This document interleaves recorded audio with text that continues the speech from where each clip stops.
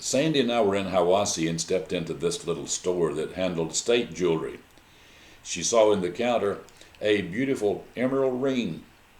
The person came over, "May I help you?" "Yeah, I'd like to see that ring, and how much is it?" Because you see, the tag was turned face down. You couldn't read what the tag said.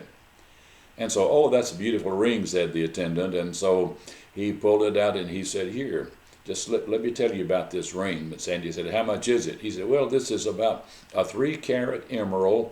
And how much is it?" "Well, it's surrounded by faceted little diamonds." "Well, how much is it?" And it's set in either platinum or white gold. I can't recall which it was. And Sandy said, "How much is it?" And he said, "Well, just slip it on your finger." And she slipped it on her finger, and it was a beautiful ring.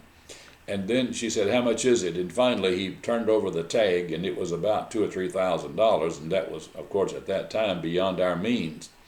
And so she said, "Here, I don't think I'll be able to take that."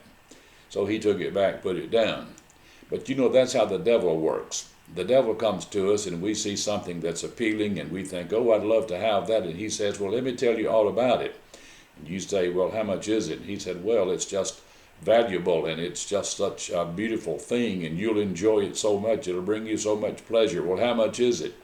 He says, "Here, just slip it on your finger." And you slip it on your finger. And then you say, "How much is it?" And finally on down the road you discover that it's costing more than you want to pay and taking you where you don't want to go. The devil doesn't tell you the cost of anything until you have it on your finger, until you're hooked, until you're ready to close the deal. But then it can be too late. Jesus said in his word just to resist the devil, say no to the devil, ignore the devil, and he will flee. Draw near to God and he will draw near to you. Don't let the devil put his ring on your finger. It'll cost you more than you realize.